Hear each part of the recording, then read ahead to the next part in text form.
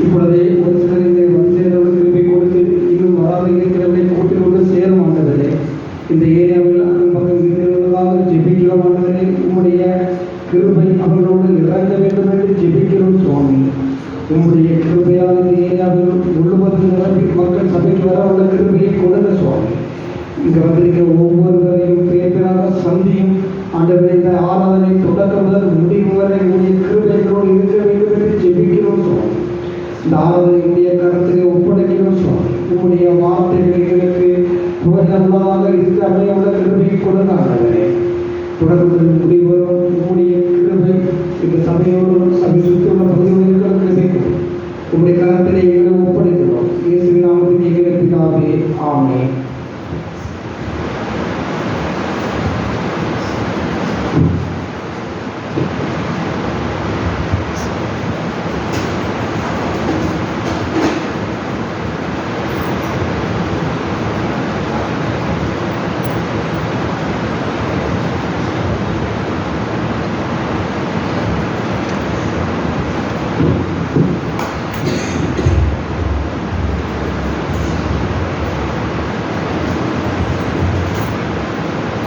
நம்ம ஆண்டவரை பாடி பயன்படுத்துவோம். முதலாவது பாடல் 291, ஜெயம் கொடுக்கும் தேவனுக்கு ஸ்தோத்திரம். பாடல் எண் 291.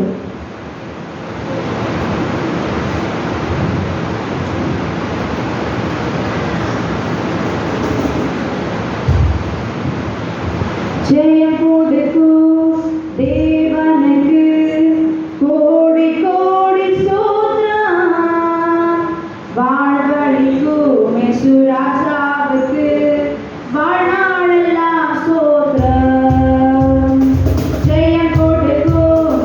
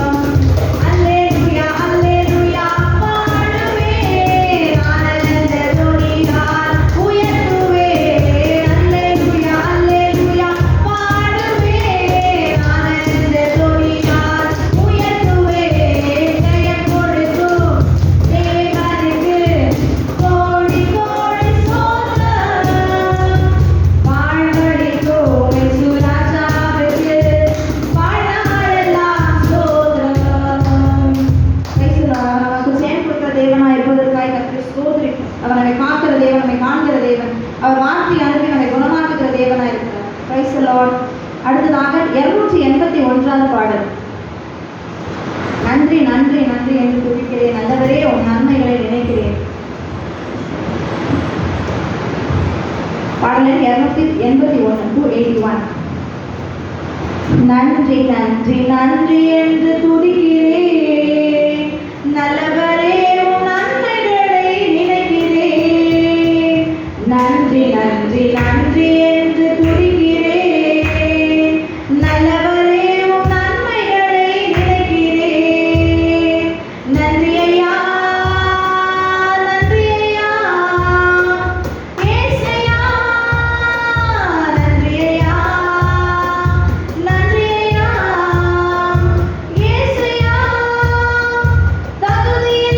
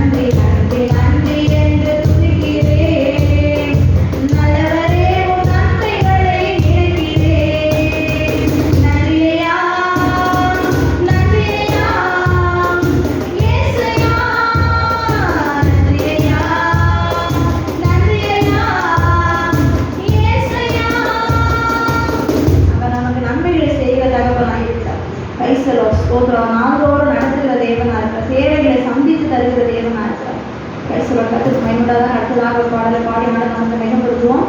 பாடல் எண் 385 கிருபையால் நிலைநிற்கிறோம்.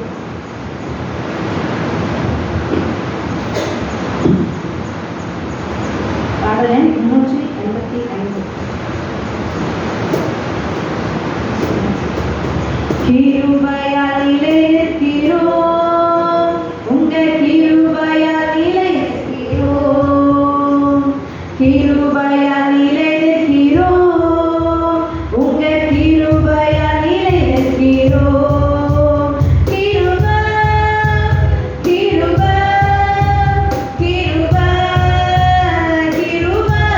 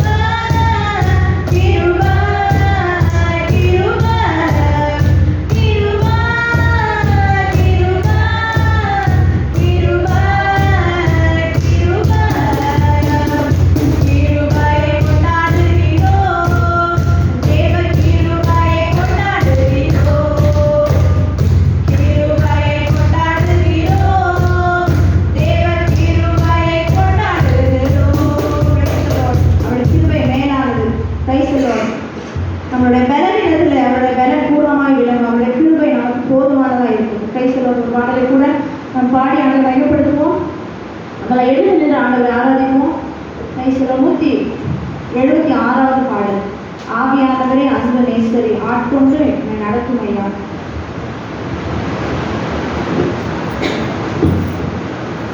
பாடல் 176 176. ஆவியானவரே அன்பு நேசரே ஆட்கொண்டு நடத்தும் ஐயா. ஆவியானவரே அன்பு நேசரே ஆட்கொண்டு நடத்தும் ஐயா. உந்தன் பாதைகள் அறிந்திட செய்யும் உம் வழிகள் கற்றுத் தாரும். உந்தன் பாதைகள் அறிந்திட செய்யும் உம் வழிகள் கற்றுத் தாரும். உந்தன் வார்த்தையின் வெளிச்சத்திலே தினம் தினம் நடத்தும் ஐயா. உந்தன் வார்த்தையின் வெளிச்சத்திலே தினம் தினம் நடத்தும் ஐயா. ஆவியானவரே அன்பு நேசரே ஆட்கொண்டு நடத்தும் ஐயா. ஆவியானவரே அன்பு நேசரே ஆட்கொண்டு நடத்தும் ஐயா. கண்ணிமணி போல காத்தருளும், கழுகு போல சுமந்தருளும். கண்ணிமணி போல காத்தருளும், கழுகு போல சுமந்தருளும். உந்தன் சிறகுகள் நிழல்தனிலே எந்நாளும் ஓடிக்கொள்ளும். உந்தன் சிறகுகள் நிழல்தனிலே எந்நாளும் ஓடிக்கொள்ளும்.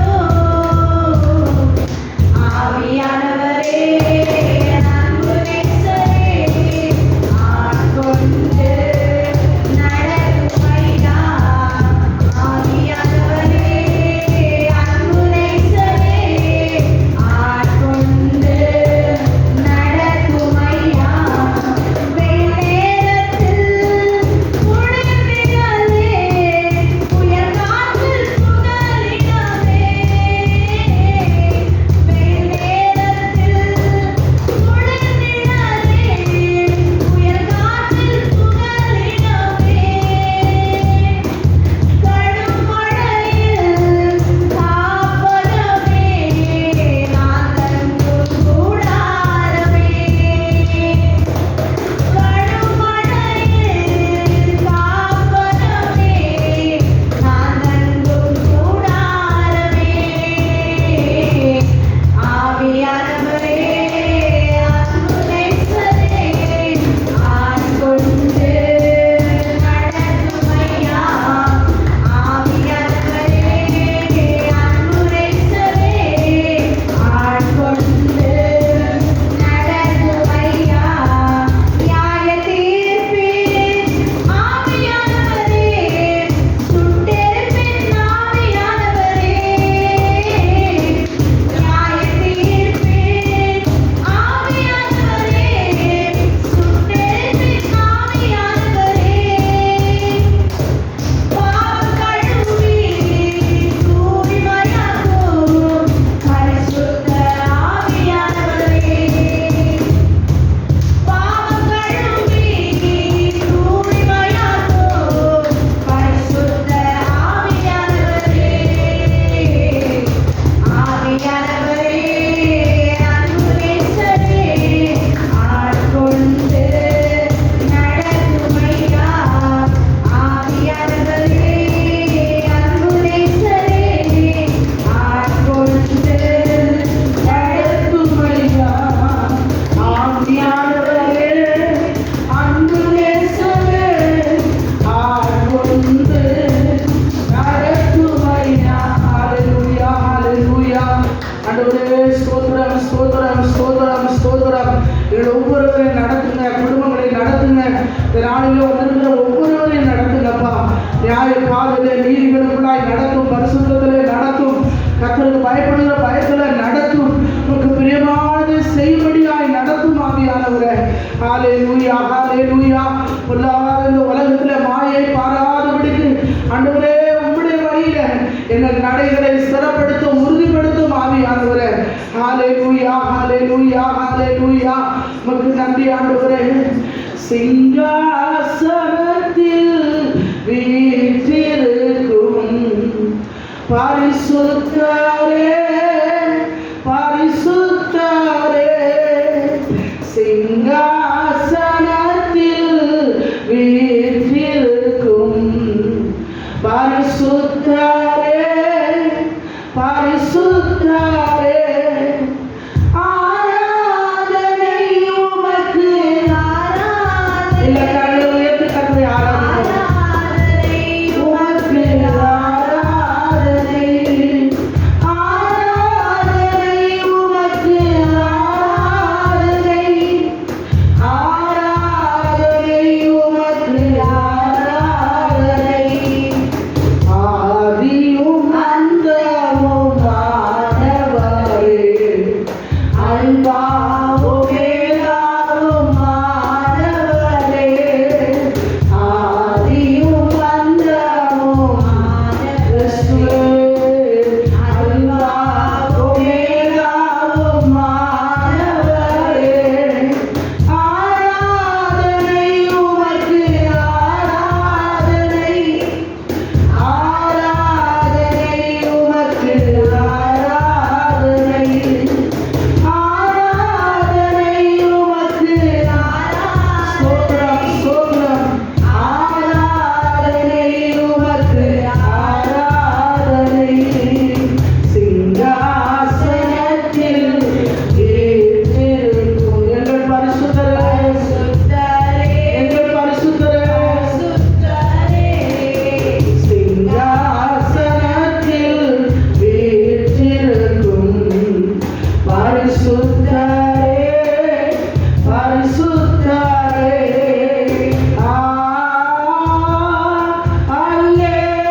அல்லேலூயா, அல்லேலூயா, அல்லேலூயா,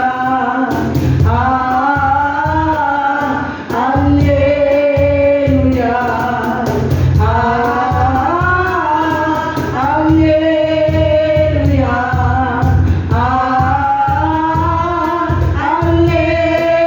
அல்லேலூயா,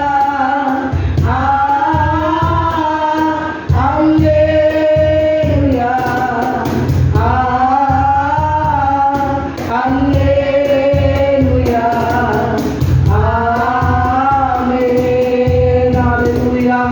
கடந்த நாட்களில் எல்லாம் நம்மை கண்மணி போல வழி நடத்தி ஒரு புதிய நாளுக்குள்ளாக, ஒரு புதிய வாரத்துக்குள்ளாக ஆண்டவராய் இயேசு நம்மை அழைத்துக் கொண்டு வந்திருக்கிறார்.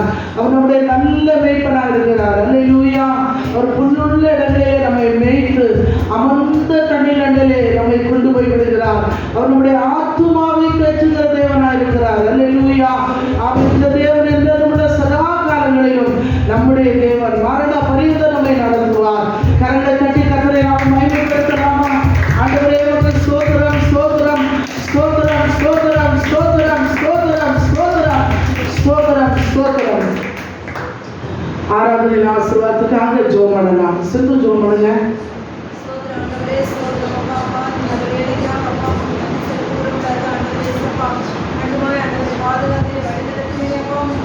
ஸ்தோத்திரம். ஆமென், ஆமென். பொறுப்படுத்திக் கொள்ளுங்கப்பா.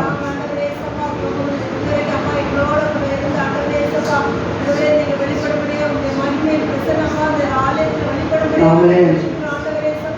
ஒவ்வொரு பகுதியிலப்பா நீங்க வெளிப்படுங்கப்பா. நீங்க எங்களோடு பேசும்படியாக ஜெபிக்கிறோம் தகப்பனே. உடைய வார்த்தை அப்பா எங்களுக்கு ஆசீர்வாதமாக இருக்கட்டும் தகப்பனே. வந்திருக்கிறதான ஒவ்வொரு பிள்ளைகளையும் கர்த்தர் நீங்க ஆசீர்வதிக்கும்படியாக ஜெபிக்கிறோம் தகப்பனே. அப்பா எங்களை வரப்போகிற பிள்ளைகளை அப்பா சீக்கிரம் ஜெபிக்கிறோம் அப்பா. உடைய கரங்களை தாழ்ந்து தருகிறோம். நீரே பொறுப்படுத்த பேசு நாமத்தில் ஜெபிக்கிறோம் நல்ல பிதாவே. ஆமென். அல்லேலூயா. கர்த்தர் நல்லவர். கர்த்தருடைய பரிசுத்த நாமம் மகிமைப்படுவதாக. நம்ம சங்கீத பகுதியை வாசித்து உட்காரலாம். சங்கீதம்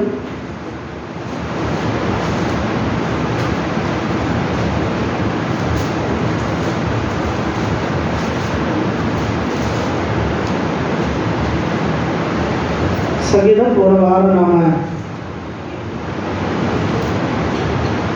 20 வரைக்கும் வாசிச்சோம்னு நினைக்கிறேன். 50. ஓகே, மீண்டும் உள்ளதை நம்ம இந்த நாளிலே வாசிச்சு முடிக்க போகிறோம். 16 சங்கீதம் 37 16 40 வசனங்களை படிக்க போகிறோம். முதல் வாசி.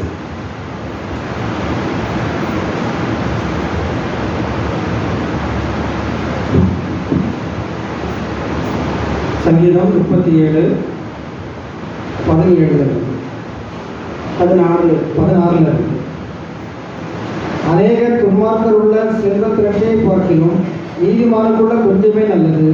துன்மார்க்கருடைய புயல்கள் முறையும் நீதிமான்களையோ கர்த்தர் தாங்குகிறார். உத்தமர்களின் நாட்களை கர்த்தர் அறிந்திருக்கிறார். அவர்கள் சுதந்திரம் என்றென்றைக்கும் இருக்கும். அவர்கள் ஆபத்து காலத்திலே வெட்கப்பட்டு போகாதிருந்து பஞ்ச காலத்திலே திருப்தி அடைவார்கள். துன்மார்க்கரோ அழிந்து போவார்கள். கர்த்தருடைய சத்துருக்கள் ஆட்டுக்குட்டிகளின் இனத்தை போல் புகைந்து போவார்கள். அவர்கள் புகையாய் புகைந்து போவார்கள். துன்மார்க்கர் கடன் வாங்கி செலுத்தாமல் போகிறார். நீதிமானோ இறங்கி கொடுக்கிறார். அவரால் ஆசீர்வதிக்கப்பட்டவர்கள் பூமியை சுதந்திரத்துக் கொள்வார்கள். அவரால் சபிக்கப்பட்டவர்களோ அறுப்புண்டு போவார்கள். நல்ல மனுஷனுடைய நடைகள் கர்த்தரால் உறுதிப்படும். அவனுடைய வழியின் மேல் அவர் பிரியமாய் இருக்கிறார். அவன் விழுந்தாலும் தள்ளுண்டு போவதில்லை. கர்த்தர் தமது கையினால் அவனை தாங்குகிறார். நான் இளைஞனாய் இருந்தேன், முதிர் வயதும் உள்ளவனுமானேன். ஆனாலும் நீதிமான் கைவிடப்பட்டதையும் அவன் சந்ததி அப்பத்துக்கு இறந்து திரிகிறதையும் நான் காணவில்லை. அவன் நித்தம் இறங்கி கடன் கொடுக்கிறான். அவன் சந்ததி ஆசீர்வதிக்கப்படும். தீமையை விட்டு விலகி நன்மை செய், என்றைக்கும் நிலைத்திருப்பாய். கர்த்தர் நியாயத்தை விரும்புகிறவர். அவர் தமது பரிசுத்தவான்களை கைவிடுவதில்லை. அவர்கள் என்றைக்கும் காக்கப்படுவார்கள். துன்மார்க்கருடைய சந்ததியோ அறுப்புண்டு போகும். நீதிமான்கள் பூமியை சுதந்திரத்துக் கொண்டு என்றைக்கும் அதிலே வாசமாயிருப்பார்கள். நீதிமானுடைய ஞானத்தை உரைத்து அவருடைய நாமும் நியாயத்தை பேசும். அவனுடைய தேவன் அருளிய வேதம் அவன் இருதயத்தில் இருக்கிறது. அவன் நடைகளில் ஒன்றும் பிசகுவதில்லை. துன்மார்க்கர் நீதியின் மேல் கண் வைத்து அவனை கொல்ல வகை தேடுகிறான். கர்த்தரோ அவனை இவன் கையில் விடுவதில்லை. அவன் நியாயம் விசாரிக்கப்படுகையில் அவனை ஆக்கினைக்குள்ளாக தீர்ப்பதில்லை. நீ கர்த்தருக்கு காத்திருந்து அவருடைய வழியை கைக்கொள். அப்பொழுது நீ பூமியை சுதந்திரித்துக் கொள்வதற்கு அவர் உன்னை உயர்த்துவார். துன்மார்க்கர் அறுப்புண்டு போவதை நீ காண்பாய். கொடிய பலவந்தரான ஒரு துன்மார்க்கனை கண்டு அவன் தனக்கேற்ற நிலத்தில் முளைத்திருக்கிற பச்சை மரத்தை போல களைத்தவனாய் இருந்தான். ஆனாலும் அவன் ஒழிந்து போனான் பாருங்கள். அவன் இல்லை. அவனை தேடினேன், அவன் காணப்படவில்லை. நீ உத்தமனை நோக்கி செமையானவனை பார்த்து அந்த மனுஷருடைய முடிவு சமாதானம். அக்கிரமக்காரர் ஏகமாய் அழிக்கப்படுவார்கள். அறுப்புண்டு போவதே துன்மார்க்கரின் முடிவு. நீதிமான்களுடைய ரட்சிப்பு கர்த்தரால் வரும். இக்கட்டு காலத்தில் அவரே அவர்கள் அடைக்கலாம். சேர்த்து வாசிப்போம். கர்த்தர் அவர்களுக்கு செய்து அவர்களை விடுவிப்பார். அவரை நம்பியிருக்கிறபடியால் அவர்களுடைய துன்மார்க்கர்களை கையில் தப்புவித்து ரட்சிப்பார். ஆமென். சங்கீத பகுதிக்காக கர்த்தரை ஸ்தோத்திரம் பண்ணுவோம். ஸ்தோத்திரம் ஸ்தோத்திரம் ஸ்தோத்திரம் ஸ்தோத்திரம் ஸ்தோத்திரம். பரிசுத்த பிதாவே, இந்த ஜீவனோட வார்த்தைகளுக்காக ஸ்தோத்திரம். இந்த வாசத்தை, இதை கேட்கிற, இதை தியானிக்கிற அருமையான தேவ ஜனங்களை ஆசீர்வதித்து நடத்தும் இயேசு கிறிஸ்துவின் நாமத்தில் பிதாவே, ஆமென். உட்காருவோம். கர்த்தருடைய பரிசுத்த நாமம் மகிமைப்படுவதாக. ஆண்டவர் இயேசு நாமத்திலே உங்களுக்கு என்னுடைய அன்பின் வாழ்த்துக்களை நான் தெரிவித்துக் கொள்கிறேன். சங்கீதம் 37 சங்கீதம். போன வாரத்தில் நம்ம 15 வசனங்களை வாசித்தோம்.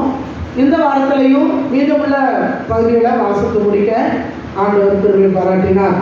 இந்த 37 சங்கீதத்தில் ஆண்டவர் சொல்லுகிறார் பாருங்க. ஒரு அருமையான ஒரு 3 காரியங்களை நம்ம பார்க்கும்போது 2 விதமான மக்களை பற்றி சொல்றாரு. துன்மார்க்கன் எப்படி இருப்பான், நல்லவன் எப்படி இருப்பான் அப்படிங்கிற 2 காரியத்தை சொல்றாரு. துன்மார்க்கரோட வாழ்க்கை எப்படி இருக்கும், நல்லவங்களோட வாழ்க்கை எப்படி இருக்கும். அப்போ இந்த துன்மார்க்கன் அறுப்புண்டு போவான் என்று சொல்லப்படுகிறது. துன்மார்க்கன் அறுப்புண்டு போவான். நீங்கள் 37 சங்கீதம் 35 வசனத்தில் கொடிய பலவந்தனான ஒரு துன்மார்க்கனை கண்டேன். அவன் தனக்கேற்ற நிலத்தில் முளைத்திருக்கிற பச்சை மரத்தை போல் தழைத்தவனாக இருந்தான். ஆனாலும் அவன் ஒளிந்து போனான். பாருங்க, அவன் ஒளிந்து போனான். இப்போ துன்மார்க்கர் இந்த உலகத்தில் ரொம்ப அவங்க அப்படி ஃப்ளரிஷாக எல்லாம் வாழ முடியாது. ஸோ கொஞ்ச காலம் இருப்பாங்க, அப்புறம் காண போயிடுவாங்க. ஆனால் நல்லவர்களுக்கு தேவன் வைத்திருக்கிற ஆசீர்வாதங்களை பாருங்க.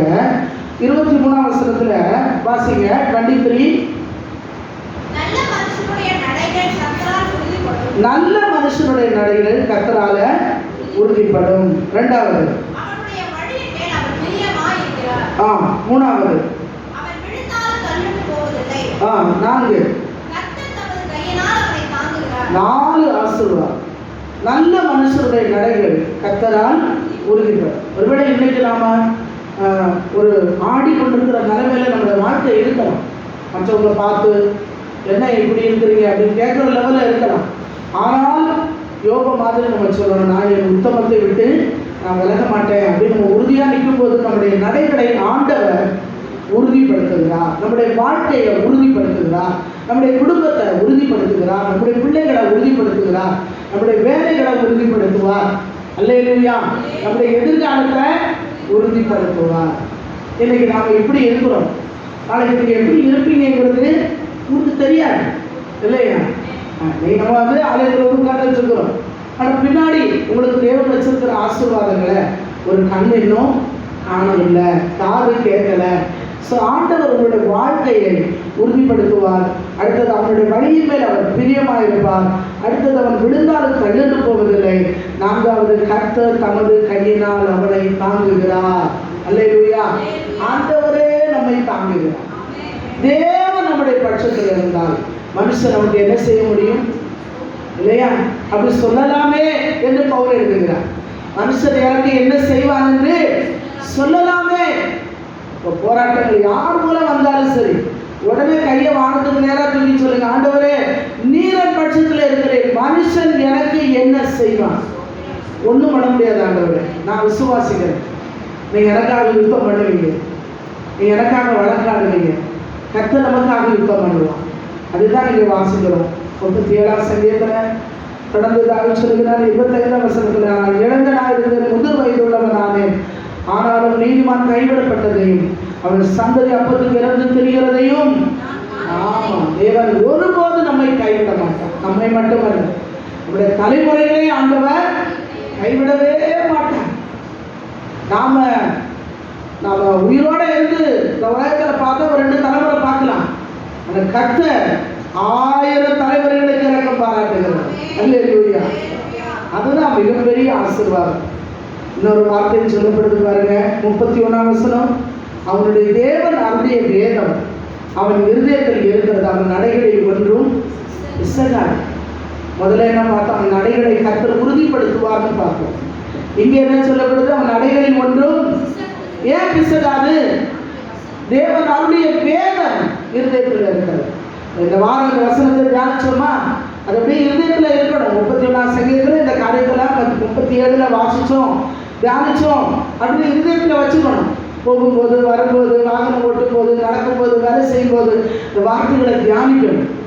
அவன் தேவன் அவருடைய வேதம் இருதயத்தில் இருக்கிறது, அவன் நடைகளில் ஒன்றும் பிசகுவதில்லை. ஒருவேளை நம்ம விழுந்து விடுவோம், நாம் அழிந்து விடுவோம், அது நமக்கு எதுவுமே நடக்காது, வாய்க்காது அப்படின்னு ஜனங்கள் பார்த்துட்டு இருப்பாங்க.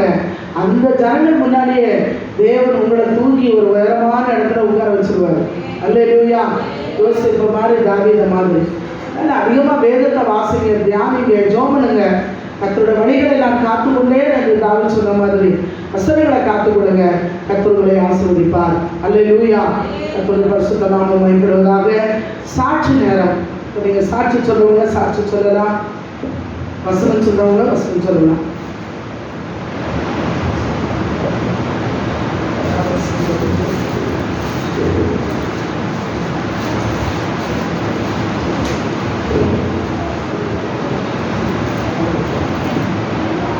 கர்த்தருக்கு விரோதமான ஞானமும் இல்லை, புத்தியும் இல்லை, ஆலோசனையும் இல்லை.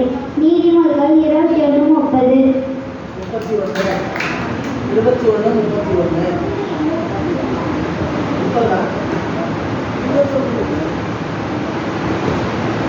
ஆமாம், உண்மையில் அன்பு கூறுக. சங்கீதா 18:1.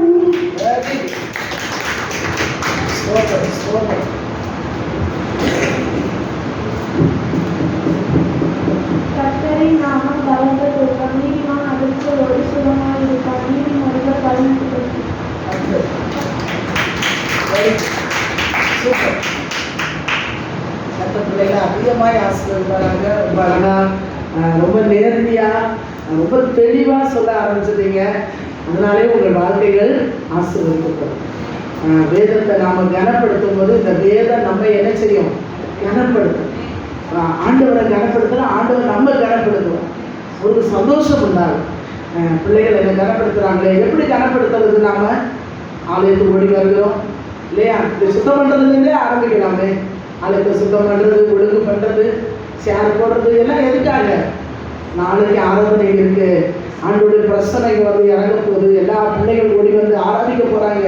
அதுக்காக இதை நாம் கவனமாக நீங்கள் அதை நேர்த்தியாக ஒழுங்கு பண்ணுறீங்க இல்லையா? அதுவே பெரிய ஆசீர்வாதம். அதுவே பெரிய ஆசீர்வாதம். அப்புறம் நம்ம ஓடி வருகிறது பெரிய ஆசீர்வாதம். வசனத்தை கேட்பது ஆசீர்வாதம், வசனத்தை சொல்லுவதும் ஆசீர்வாதம். கர்த்தர் நல்லவர். நம்ம ஒரு பாடலை பாடும்போது வாரம் யாருக்காவது பிறந்த நாள், திருமண நாள் இல்லை? ஸ்தோத்திரம். ஒரு பாடலை பாடும்போது நாம் காணிக்கை ஆராதனைக்குள்ளாய் நாம் பிரவேசிக்கிறோம்.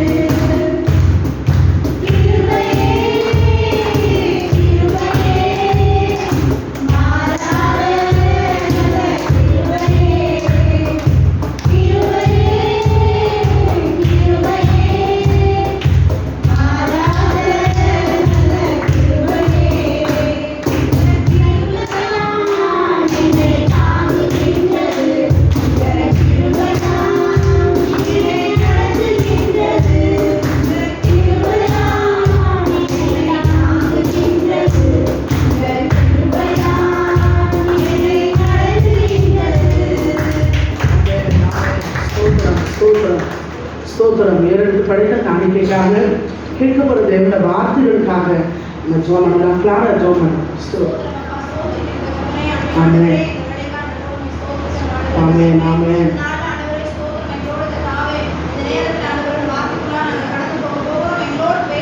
Yes Lord. ஸ்தோத்திரம் ஸ்தோத்திரம்.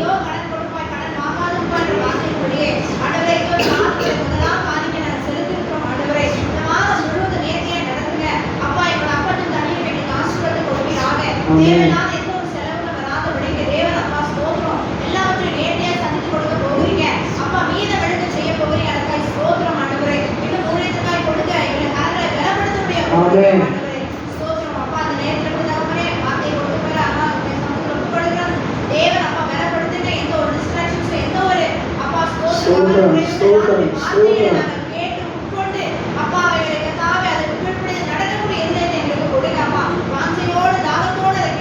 ஆமென். எங்களுடைய இருதயங்கள் மாறுபடியாக மாறட்டும். ஸ்தோத்திரம். பிள்ளைகள் முதல் பெரியவர்கள் வரைக்கும் உடைய வார்த்தைகள் போய் சேரட்டும் ஆண்டவரே. Yes, Lord. என் பேசுகிற கிருபைக்காக நன்றி சொல்கிறோம். ஆசீர்வதிங்க. இயேசுவின் நாமத்தில் பிதாவே. ஆமென். ஆமென். வேத பகுதியை வாசிக்கலாம். எபேசியர் 3ஆம் அதிகாரம். எபேசியர் 3ஆம் அதிகாரம் 14 19 வரை உள்ள வசனங்கள். எபேசியர் 3ஆம் அதிகாரம் 14 19 வரை. 266 பக்கம். இது நிமித்தம் நான் பரலோகத்திலும் புலோகத்திலும் உள்ள முழு குடும்பத்துக்கும் நாமக்காரராகிய நம்முடைய கர்த்தராய் இருக்கிற இயேசு கிறிஸ்துவினுடைய பிதாவை நோக்கி முழங்காற்படியிட்டு, நீங்கள் அவருடைய ஆவியினாலே உள்ளான மனுஷனில் வல்லமையாய் பலப்படவும், விசுவாசத்தினாலே கிறிஸ்து உங்கள் இருதயங்களில் வாசமாய் இருக்கவும், நீங்கள் அன்பிலே வேரூன்றி நிலை பெற்றவர்களாகி சகல பரிசுத்தவான்களோடு கூட கிறிஸ்துவனுடைய அன்பின் அகலமும் நீளமும் ஆழமும் உயரமும் இன்னதென்று உணர்ந்து அறிவு கெட்டாத அந்த அன்பை அறிந்து கொள்ள வல்லவர்களாகவும், தேவனுடைய சகல பரிபூரணத்தாலும் நிறையப்படவும், அவர் தமது மகிமையினுடைய ஐஸ்வர்யத்தின்படியே உங்களுக்கு அனுகிரகம் பண்ண வேண்டும் என்று வேண்டிக் கொள்கிறேன். ஆமென். கர்த்தாவே, உமக்கு ஸ்தோத்திரம். இந்த ஜீவனுள்ள வார்த்தைகளுக்காக நன்றி செலுத்துகிறோம். ஆண்டவர் என்னோடு எங்களோடு பேசும். இயேசுவின் நாமத்தில் பிதாவே. ஆமென். உட்காரலாம். கர்த்தருடைய பரிசுத்த நாமம் மகிமைப்படுவதாக. தேவன் நல்லவர். கடந்த 8 மாதங்கள் நம்மை ஆண்டவர் வழிநடத்தி இந்த 9ஆம் மாதத்தில் ஆண்டோடைய இறக்கத்தினால தயவுனால நாம் கடந்து வர கர்த்தர் நமக்கு கிருபை பாராட்டினார். எத்தனையோ பேருக்கு ஒரு ஸ்லாக்கியம் தேவன் நமக்கு கொடுத்திருக்கிறார். அல்லேலூயா. ஆமாம். நம்ம சிலராக இருந்தாலும் ஆண்டுடைய பிரசனம் நம்ம மத்தியில் இருக்கிறார். நம்ம சிலராக இருந்தாலும் ஆண்டுடைய தூதர்கள் நம்ம மத்தியில் இருக்கிறார்கள். அல்லேலூயா. நாம் மகிமையுள்ள தேவன் நம்ம மத்தியில் இருக்கிறார். அதற்காக நாம் சந்தோஷப்பட வேண்டும். நம்ம எத்தனை பேர் இருக்கிறோங்கிறது முக்கியம் இல்லை. நம்ம நடுவில் இயேசு வந்திருக்கிறார் என்பதுதான் மிக முக்கியம். கர்த்தர் ஸ்தோத்திரம். எங்கே 2-3 பேர் என்னுடைய நாமத்திலே கூடியிருக்கிறார்களோ அங்கே அவர்கள் நடுவில் நான் இருக்கிறேன், நான் வருவேன் அப்படின்னு ஆண்டவர் சொல்லி இருக்கிறார். கர்த்தர் ஸ்தோத்திரம். குவாலிட்டி இல்லை, குவான்டிட்டி தான் இங்கே முக்கியம். சரியா? சாரி, குவான்டிட்டி இல்லை, குவாலிட்டி தான் இங்கே முக்கியம். ஆண்டவர் நல்லவர். ஸோ தேவன் இந்த நாளிலும் நமக்கு இப்படிப்பட்ட ஒரு ஸ்லாக்கியத்தை கொடுத்த தயவுக்காக நான் ஆண்டவருக்கு நன்றி செலுத்துகிறேன். இந்த நாளில் பாருங்க, குடும்பம் அப்படிங்கிற அந்த காரியத்தை இந்த நாளிலே நாம் தியானிக்க போகிறோம்.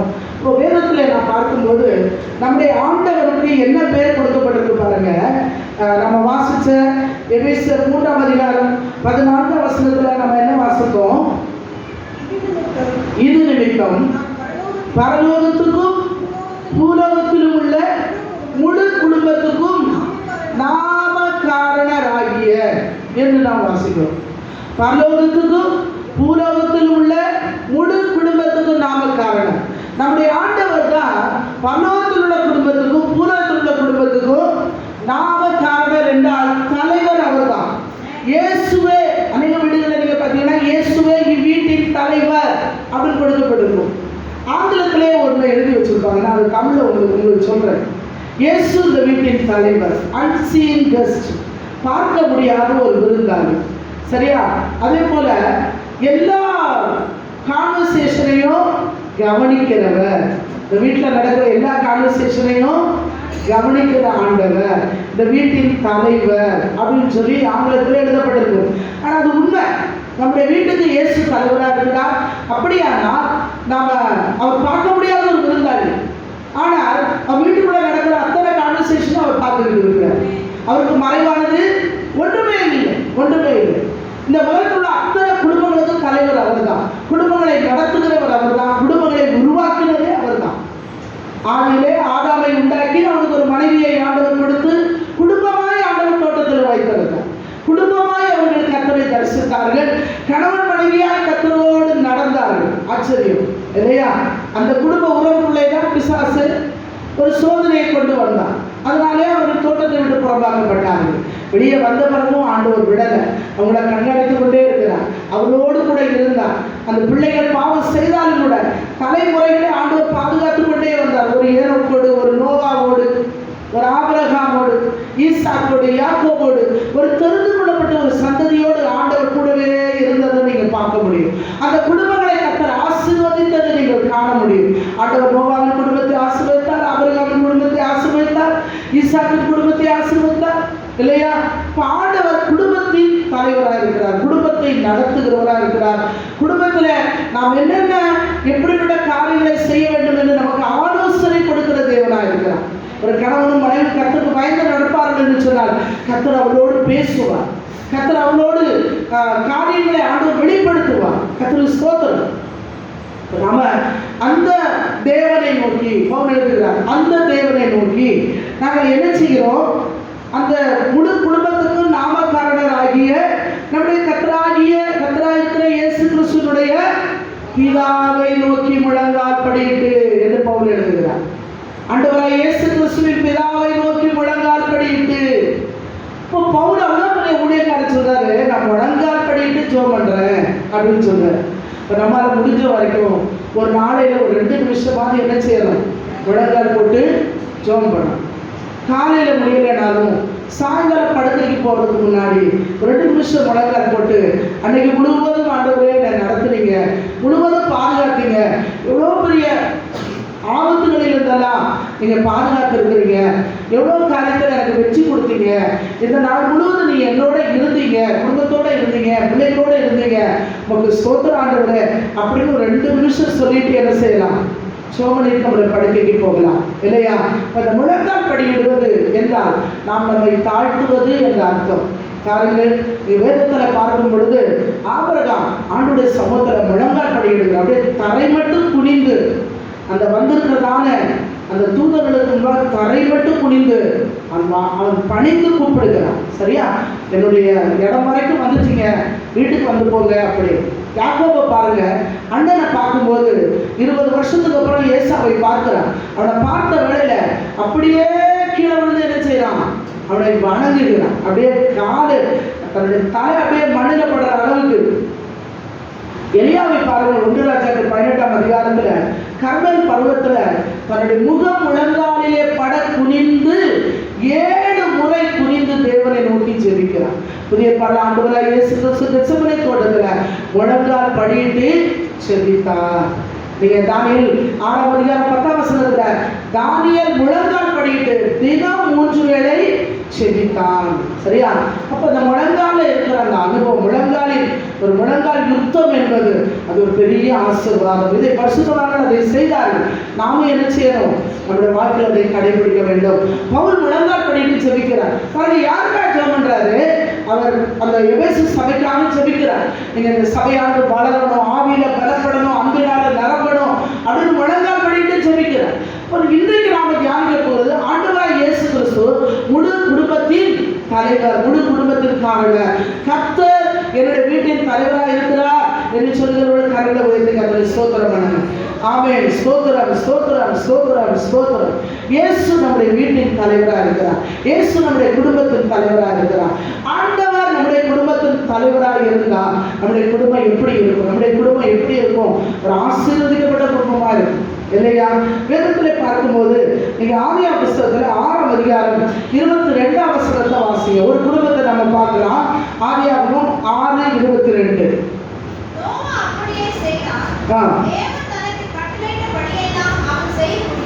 நோவா அப்படியே செய்தான். நோவா தேவன் தனக்கு கட்டளையிட்டபடியெல்லாம் செய்து முடித்தான்.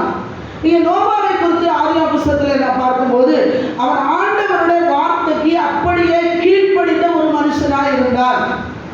அவன் வாழ்ந்த நாட்களிலே வாழ்ந்த மக்கள் எல்லாரும் பாவம் செய்து தேவனுடைய இருதயத்தை விசனப்படுத்திக் கொண்டிருந்தார்கள். நம்ம எப்பெல்லாம் தப்பு பண்றோமோ அப்பெல்லாம் நம்ம ஆண்டவரை துக்கப்படுத்துறோம்னு அர்த்தம்.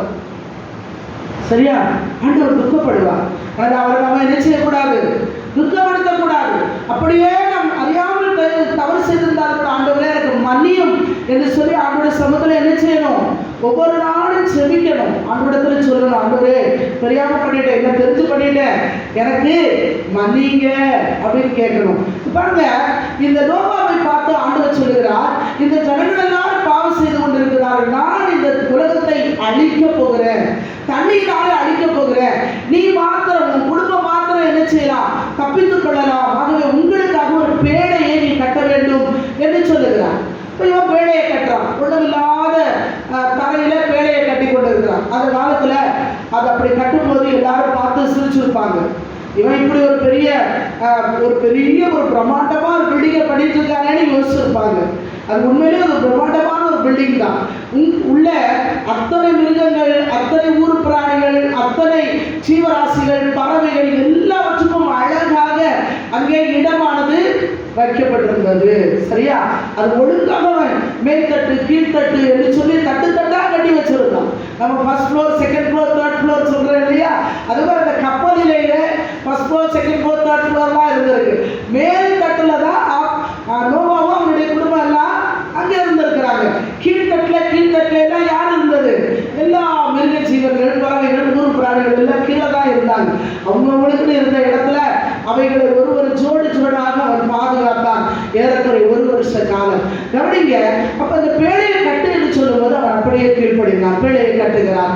அந்த கட்டி முடித்த பிற்பாடு நாம் அந்த வசனத்துல படிக்கிற, இப்ப படிச்சோம் இல்லையா, 6ஆம் அதிகாரம் 22ஆம் வசனத்துல அவர் பேழையை கட்டி முடித்தான் என்று வாசிக்கிறோம். ஆதியாகமம் 7ஆம் அதிகாரம் 5ஆம் வசனத்தை வாசிங்க, 5 to 7 வரைக்கும். நோவா தனக்கு கர்த்தர் கட்டளையிட்டபடியெல்லாம் செய்தார். ஜலப்பிரளயம் பூமியின் மேல் உண்டானபோது நோவா 600 வயதாயிருந்தான். ஜலப்பிரளயத்துக்கு தப்பும்படி நோவாவும் அவனுடன் இருந்த அவன் குமாரரும் அவன் மனைவியும் அவன் குமாரரின் மனைவிகளும் பேழைக்குள் பிரவேசித்தார்கள். பார்த்தீங்களா? அவன் மட்டும் பேழைக்குள்ள பிரவேசிக்கல, அவன் குமாரரும் குமாரரின் மனைவிகளும் அவன் மனைவியும் பேழைக்குள்ளே பிரவேசித்தார்கள். அவனுக்கு மொத்தம் 3 பிள்ளைங்க. அந்த 3 பிள்ளைகளோட மனைவிமார்கள் கூட அவனுடைய மனைவி, மொத்தம் 8 பேர். மொத்தம் 8 பேர். அவ்வளோ பெரிய கப்பல்ல மொத்தம் 8 பேர் காக்கப்பட்டார்கள். ஆண்டவருக்கு இந்த சமுதாயத்தை, இந்த ஜனத்தை பெருக வைக்கணும்னா ஒரு கும்பலான ஆட்கள் அவருக்கு தேவையில்லை. ஒரு ஆதாம் போதும், ஒரு நோவா போதும். அல்லேலூயா. கீழ்ப்படுகிற ஒரு ஆள் போதும். நோவாவும் அவருடைய குடும்பமும் கர்த்தருக்கு கீழ்ப்படிந்தார்கள். பேழையை கட்டுங்கன்னு சொன்ன வழியில கட்டி முடிச்சாங்க. பேழைக்குள்ளே பிரவேசிங்கள் என்று சொன்ன வழியில குடும்பமாய் பிரவேசித்தார்கள். நாம் ஆலயத்து வரும்போது குடும்பமாய் வர வேண்டும். நாம் தேவசபைக்கு வரும்போது குடும்பமாய் வர வேண்டும். கர்த்தரை குடும்பமாய் வந்து ஆராதிக்க வேண்டும். குடும்பமாய் பேழைக்குள்ளே பிரவேசித்தார்கள். நோவா மாத்திரம் போனா, நோவாவோட மனைவி மட்டும் போனா, மற்ற 3 பிள்ளைகள் போகல அல்லது மருமக்கள் போகல அப்படின்னு எல்லாம் இல்லை. நோவாவும் 3 குமாரரும் அவள் மனைவிகளும் நோவாவோட மனைவி எல்லாம் சேர்த்து மொத்தம் 8 பேர் அந்த பேழைக்குள்ளே பிரவேசித்தார்கள். அவங்க பிரவேசித்த உடனே கதவு அடைக்கப்பட்டது. அது பிறகு பாருங்க, பயங்கரமான மழை பெய்தது. இரவும் பகலும் 40 நாட்கள் பயங்கரமான மழை பெய்தது. பூமியெல்லாம் வெள்ளத்தாலே மூடப்பட்டது. பேழை மாத்திரம் தண்ணிக்கு மேல மிதந்து கொண்டிருந்தது. கீழ்ப்படிந்த 8 பேர் மாத்திரம் காக்கப்பட்டார்கள். கர்த்தருக்கு கீழ்ப்படிந்த நோவாவின் குடும்பம் மாத்திரம் பாதுகாக்கப்பட்டது. அவ்வளோ பெரிய போராட்டத்துல, அவ்வளோ பெரிய வெள்ளத்துல, அவ்வளோ பெரிய ஆபத்துல நோவாவின் குடும்பத்தை ஆண்டவர் பாதுகாத்தார். இன்றைக்கு கூட நம்முடைய வாழ்க்கையில நம்ம தேவனுக்கு கீழ்ப்படியும் போது எவ்வளவு பிரச்சனை வந்தாலும், எவ்வளவு போராட்டம் வந்தாலும், ஒரு ஆள் கீழ்ப்படிந்தாலே போதும், குடும்பமாய் கர்த்தர் பாதுகாப்பார். அல்லேலூயா. அவர் முழு குடும்பத்துக்கும் நாம காரணர். நோவா தேவனோடு சஞ்சரித்தார். நோவா கர்த்தர் சொன்னபடியே செய்தார். நோவா கர்த்தர் கட்டளையிட்டபடி எல்லாம் செய்து முடித்தார். ஆனால் ஆண்டவர் நோவாவின் குடும்பத்தையும் காப்பாற்றினார். குடும்பமாய் பேழைக்குள்ளே பிரவேசித்தார்கள். அப்பா வான்னு கூப்பிட்டா வரமாட்டாங்க, அம்மா வான்னு கூப்பிட்டா வரமாட்டாங்க. இப்ப உள்டாவா மாறி பிள்ளைகள் பெற்றோரை கூப்பிட்டா பெற்றோரை என்ன செய்ய மாட்டேங்கிறாங்க. இந்த பேழைக்குள்ளே பிரவேசிக்க அவர்களுக்கு மனதில்லாமல் இருக்கிறார்கள் இல்லையா? இந்த பேழை எத்தனை வருஷம் இருக்கும்? பேழை சபையை குறிக்கிறது. இது எத்தனை வருஷம் இருக்கும்? ஆண்டவர் வருகிற வரைக்கும் தான் இது இருக்கும். அதன் பிறகு அவ்வளவுதான், ஜனங்கள் வருகளை எடுத்துக்கொள்ளப்படுவார்கள். அதன் பிறகு இங்க யாருமே இருக்க மாட்டாங்க. அது வரைக்கும் இந்த பேழை வெயிட் பண்ணிக்கிட்டே இருக்கும். வாங்க எல்லாரும் வாங்க, உள்ள வாங்க, உள்ள வாங்க. அதுக்கு யாரா இருந்தாலும் சரி, எப்படிப்பட்டவங்களா இருந்தாலும் சரி, ஆலயத்துக்குள்ள வரும்பொழுது அவருடைய வாழ்க்கையை ஆண்டவர் மாற்றுகிறார். அல்லேலூயா. என்ன மிருகம் போல இருந்தாலும் சரி, ஆலயத்துக்குள்ள வரும்போது தேவன் அவருடைய வாழ்க்கையை மாற்றுகிறார். அவருடைய சுபாவம் மாறும், வாழ்க்கை மாறும், இயேசுவை போல மாறுவார். நாம் எல்லாம் ரட்சிக்கப்படுவதற்கு முன்பாக எப்படி இருந்தோம், ரட்சிக்கப்பட்ட பிறகு நாம் எப்படி இருக்கிறோம் யோசித்து பாருங்கள். நான் அடிக்கடி என்னை குறித்து யோசிக்கிறது உண்டு. நீங்களும் யோசிச்சு பாருங்க, எப்படியெல்லாம் நாம் வாழ்ந்து கொண்டிருந்தோம். ஆனால் ஆண்டவராகிய இயேசு கிறிஸ்துவை ஏற்றுக்கொண்டு சபைக்குள்ளே நாம் வந்த பிற்பாடு நம்முடைய வாழ்க்கை எப்படி மாறி இருக்கிறது? நாம் ஜெபிக்க ஜெபிக்க நம்முடைய சுபாவம் மாறி இருக்கிறது. நம்முடைய குடும்பத்தில் மாற்றம், பொருளாதார மாற்றங்கள், பிள்ளைகளோட வாழ்க்கையில மாற்றங்கள் இல்லையா? எத்தனையோ ஆசீர்வாதங்களை நாம் பார்க்கிறோம். இப்போ நோவாவின் குடும்பம் கீழ்ப்படிந்த ஒரு குடும்பம். அதனாலதான் அந்த அவ்வளோ பெரிய வெள்ளத்துல தேவன் நோவாவின் குடும்பத்தை காப்பாற்றினது மாத்திரமல்ல, 9ஆம் அதிகாரத்துல ஆண்டவர் அவனை பார்த்து சொல்லுகிறார். ஆதியா புஸ்தகம் 9ஆம் அதிகாரத்துல 1ஆம் வசனம் வாசிங்க. அவன் குமாரரையும் ஆசீர்வதித்து, நீங்கள் பலுகி பெருகி பூமியை நிரப்புங்கள். பலுகி பெருகி பூமியை நிரப்புங்கள். அவளை ஆசீர்வதிக்கிறார் ஆண்டவர். நோவாவின் குடும்பத்தை கர்த்தர் ஆசீர்வதித்தார். கீழ்ப்படுகிற பிள்ளைகளை கர்த்தர் ஆசீர்வதிப்பார். வார்த்தை கீழ்ப்படிந்தால் ஆசீர்வாதம், வசனத்துக்கு கீழ்ப்படிந்தால் ஆசீர்வாதம், கட்டளை கீழ்ப்படிந்தால் ஆசீர்வாதம். ஸோ இன்னைக்கு நம்மளோட ஒரு தீர்மானம் எடுத்துக்கொள்வோம். கர்த்தரோட வார்த்தைக்கு கீழ்ப்படிய நம்மை ஒப்புக்கொள்ளும். அதை விட மேலான வார்த்தைகள் ஒன்றும் கிடையாது. இதுதான் அடிப்படையான சத்தியம். தேவனுடைய வசனத்துக்கு, என்னுடைய வசனத்துக்கு நடுங்குகிறவனை நான் நோக்கி பார்ப்பேன் என்று ஆண்டவர் சொல்லுகிறார். சங்கீதம் 34 படிக்கிறோம், அவர்கள் அவரை நோக்கி பார்த்து பிரகாசம் அடைந்தார். நாம ஆண்டவரை நோக்கி பார்ப்பதற்கும் அவர் நம்மை நோக்கி பார்ப்பதற்கும் வித்தியாசம் இருக்கிறது இல்லையா? நாம நம்முடைய பிரச்சனையில, போராட்டத்துல, வியாதியில, பலவீனத்துல ஆண்டவரே அவரை கூப்பிடுகிறோம். ஆனால் கர்த்தர் எப்பொழுது நோக்கி பார்க்கிறாரா? என் வசனத்துக்கு நடுங்குகிறவரை நான் நோக்கி பார்ப்பேன் என்று சொல்லுகிறார். வார்த்தைக்கு கீழ்ப்படுகிறவன் தான் ஆண்டவர் நோக்கி பார்க்கிறார். நோவா கர்த்தரோட வார்த்தைக்கு அப்படியே கீழ்ப்படுகிறார். என்னவெல்லாம் சொன்னாரோ அப்படியே செய்தார். அவர் தன்னுடைய சொந்த யோசனை ஒண்ணுமே சொல்லல. அந்த கீழ்ப்படுதலை ஆண்டவர் கண்டார். அவனே அவருடைய குடும்பத்தையும் ஆண்டவர் காப்பாற்றினது மாத்திரமல்ல, அவர்களை ஆசீர்வதித்தார். அல்லேலூயா. தேவன் அவர்களை காப்பாற்றினார், தேவன் அவர்களை ஆசீர்வதித்தார். தேவ பிள்ளைகளை, கர்த்தர் உங்களை காப்பாற்றுவார், கர்த்தர் உங்களை ஆசீர்வதிப்பார். இரண்டாவது ஒரு குடும்பத்தை நாம் வேதத்தில் பார்க்கும்போது வாசிக்கலாம். 2 சாமுவேல் 6ஆம் அதிகாரம் 11ஆம் வசனம். 2 சாமுவேல் 6ஆம் அதிகாரம் 11ஆம் வசனம். கர்த்தருடைய பெட்டி கித்தியனாகிய ஓபேத்-ஏதோமின் வீட்டிலே 3 மாதம் இருக்கையில் கர்த்தர் ஓபேத்-ஏதோமையும் அவன் வீட்டார் அனைவரையும் ஆசீர்வதித்தார். ஆமென். ஒரு அருமையான வேத வார்த்தை இது, வேத பகுதி. 2 சாமுவேல் 6ஆம் அதிகாரத்துல என்ன நடக்குதுன்னா, தாவீது ராஜாவாயிட்டார். இப்போ தாவீது சொல்றா, தேவனுடைய உடன்படிக்கை பெட்டியை நம்ம என்ன செய்யணும்? எருசலேமுக்கு கொண்டு வரணும் அப்படின்னு சொல்லும்போது அந்த பெட்டியை தூக்கிட்டு வராங்க. பெட்டியை எடுத்து கொண்டு வருகிறார்கள். அதை எப்படி கொண்டு வராங்கன்னா, ஒரு மாட்டு வண்டியில வச்சு கொண்டு வராங்க. மாட்டு வண்டியில உடன்படிக்கை பெட்டி இருக்குது. கொஞ்சம் தூரம் வரும்போது எல்லாம் ஆடி பாடி நடனம் ஆடி பெட்டிக்கு முன்பாக சந்தோஷமா வந்துட்டு இருக்காங்க. எக்காலங்களை ஊதுகிறார்கள், பூரிகைகளை ஊதுகிறார்கள். எல்லாருக்கும் ரொம்ப சந்தோஷம். ரொம்ப நாளைக்கு அப்புறம் தேவனுடைய உடன்படிக்கை பெட்டி எங்க வருது? எருசலேமுக்கு வருகிறது என்ற சந்தோஷத்தோடு அவங்க நடந்து வரும்போது மாடுகள் மிரண்டுது. சில நேரம் சில சவுண்டு கேட்டா மாடுகள் ஓடும். அப்போ என்ன சத்தம் கேட்டு மிரண்டுதுன்னு தெரியல, மாடுகள் மிரண்டுது. மிரண்ட உடனே பெட்டி என்ன பண்ணுச்சு? ஒரு பக்கமா சாய்ந்தது. அந்த பெட்டியை 2 பேர் நடத்தி வந்துட்டு இருந்தாங்க. அந்த வண்டியை 2 பேர் நடத்திட்டு வந்தாங்க. அதில் ஊசா என்று சொல்லக்கூடிய ஒரு மனுஷன் இருந்தான். அந்த மனுஷன் பெட்டி சாய போகுதே அப்படின்னு சொல்லி பெட்டியை பிடிச்சான். பெட்டியை பிடிச்ச உடனே நானே அவன் அங்கேயே மரித்து போனான் என்று வசனம் சொல்லுகிறது. அதனால அந்த இடத்துக்கு பெரேஸ் ஊசா அப்படின்னு பெயர் பட்டான். ஊசா அடி வாங்கின இடம், ஊசா மரித்து போன இடம். இந்த சம்பவத்தை தாவீது பார்த்த உடனே பயந்துட்டான். மாடு மரண்டுது, பெட்டி சாய போச்சு, பெட்டியை தொட்டவனே விட்டானே. இந்த பெட்டியை எருசலேமை கொண்டு வந்தா என்ன நடக்கும்? அத்தனை பேரும் அடிவாங்க வேண்டியதா இருக்கும், அத்தனை பேரும் சாக வேண்டியதா இருக்கும். நம்ம என்ன செய்வோம்? இந்த பெட்டியை நாம வேற எங்கேயாவது கொண்டு போய் வைத்து விடலாம். இப்போதைக்கு இந்த பெட்டி எருசலேமுக்கு வர வேண்டிய அவசியம் இல்லை. இதை கொண்டு போய் நம்ம எங்கேயாவது வச்சிடலாம் அப்படின்னு சொல்லி, இந்த பெட்டி ரொம்ப பயங்கரமா இருக்கு, இந்த பெட்டியோட காரியங்கள் ரொம்ப பயங்கரமா இருக்கு, நாம் இதை நிதானிக்கிற வரைக்கும் கொண்டு வர வேண்டாம் என்று சொல்லி அதை என்ன பண்றாங்க? ஓபேத்-ஏதோம் என்று சொல்லக்கூடிய அவருடைய பராக்கிரமசாலிகளிலே ஒருவன் அவனுடைய வீட்டில் கொண்டு போய் வைக்கிறாங்க. சரி, எதுக்காக? இந்த பெட்டி ஊசாவை தான் அடிச்சுதா இல்ல ஓபேத்-ஏதோமையும் அடிக்குமான்னு பார்க்கறது. சரியா? பொதுவாக ராஜாக்கள் ஆகாரம் உட்கொள்ளும் பொழுது அந்த சாப்பாடை அவனுக்குன்னு பிரத்யேகமா சமையல் நிபுணர்கள் இருப்பாங்க, டெஸ்ட் பண்றவங்க. சமைப்பதற்கு ஒரு கூட்டம் இருக்கும், அது பிறகு டெஸ்ட் பண்றதுக்கு ஒரு கூட்டம் இருக்கு. ஒரு 4-5 பேர் அதை டெஸ்ட் பண்ணி அவங்க யாரும் சாகலைன்னா தான் இந்த சாப்பாடு யாருக்கு வரும்? ராஜாவுக்கு வரும். சாப்பாட்டில் விஷம் கலந்துருந்தால் ராஜா போயிடுவான் இல்லையா? சாப்பிட்றதே அவ்வளவு அவங்களுக்கெல்லாம் பாருங்க, நம்ம மாதிரி ஓடி போய் பானையிலேருந்து எடுத்து வேக வேகமாக போட்டு குழம்பு ஊற்றி கூட்ட வச்சு வேக வேகமாக சாப்பிடுகிற ஒரு அதிகாரம் அந்த பெரிய மனுஷாளுக்கெல்லாம் கிடையாது. இவ்வளோ பரிசோதனைகளுக்கு அப்புறம் தான் அவங்க ஒரு சாப்பாடுல என்ன செய்ய முடியும்? கை வைக்க முடியும்.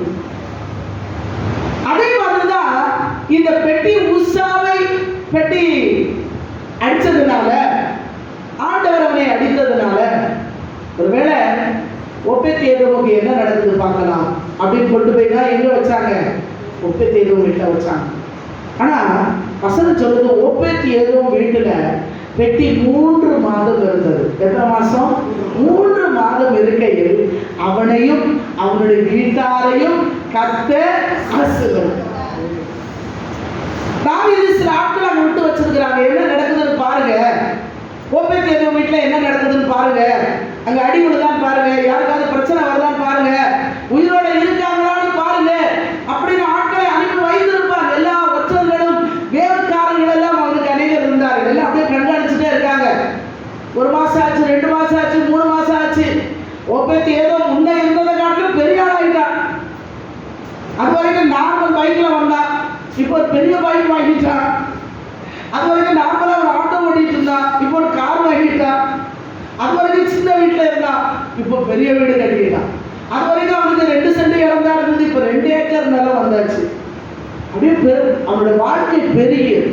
அவன் குடும்பம் ஆசீர்வதிக்கப்பட்டது. 3 மாசத்துல மிகப்பெரிய ஆசீர்வாதம். தாவீது பார்க்கிற, என்னடா அது ஊசா அடி வாங்கினான்னு பார்த்தா ஒப்பேத்தேதோம் ஆசீர்வாதமா இருக்கிறான். என்ன காரணம் தெரியுமா? அவன் கர்த்தருடைய உடன்படிக்கை பெட்டி தன்னிடத்துல வருவதற்கு தன்னை ஆயத்தப்படுத்திக் கொண்டான், தன்னை பரிசுத்தப்படுத்திக் கொண்டான். அல்லேலூயா. அந்த காரியங்கள் அங்கே சொல்லப்படவில்லை. ஆனா பெட்டி ஒப்பேத்தேதோம் வீட்டுக்கு வரப்போகுது அப்படின்னு ஒரு விஷயத்தை ஒப்பேத்தேதோம் கேள்விப்பட்ட உடனே ஓடி வந்து வீட்டுல சொல்லி இருக்கும். இங்க பாருங்க மனைவியே, என் பிள்ளைகளே, என் குடும்பத்தாரே கேளுங்க, நடந்த விஷயம் உங்களுக்கு தெரியும்ல. வர வழியில தேவனுடைய பெட்டியை சுமந்து கொண்டு வரும்போது என்ன நடந்ததுன்னு உங்களுக்கு தெரியும். இப்பொழுது ராஜா அந்த பெட்டியை நம்ம வீட்டுக்கு அனுப்ப போறார். நம்ம வீட்டுல என்ன நடக்கும்னே நமக்கு தெரியாது. என்ன செய்யலாம்? நாம் எல்லாரும் பெட்டி இங்கே இருக்கிற காலம் அளவும் தப்பி தவறி கூட ஒரு சின்ன சவுண்டு வீட்டுல வரக்கூடாது.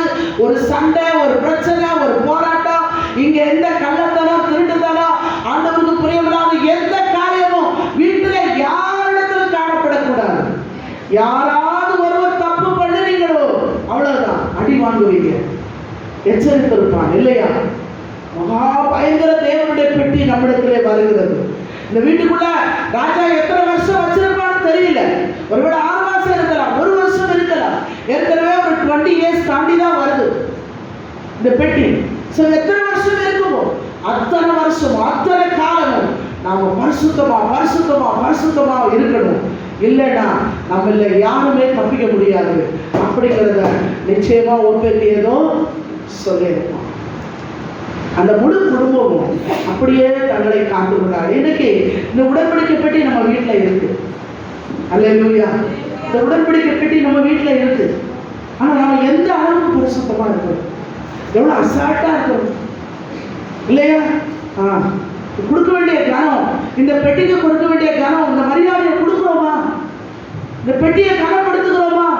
இது நம்முடைய வீட்டில இருந்தா ஆசீர்வாதம், இது நம்முடைய வீட்டில இருந்தா விடுதலை, இது நம்முடைய வீட்டில இருந்தா பலன். நமக்கு எந்த பிசாசு உங்களை தொட முடியாது, சத்துரு தொட முடியாது, வியாதி உங்களை மேற்கொள்ள முடியாது.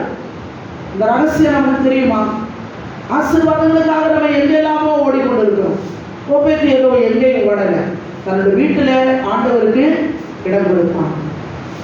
தேவ பிள்ளைகளை, நம்முடைய வீட்டை பரிசுத்தம் பண்ணி கொடுங்க. இன்று உங்களை பரிசுத்தம் பண்ணி கொடுங்க, நாளைக்கு உங்கள் நடுவில் கர்த்தர் அற்புதம் செய்யும்.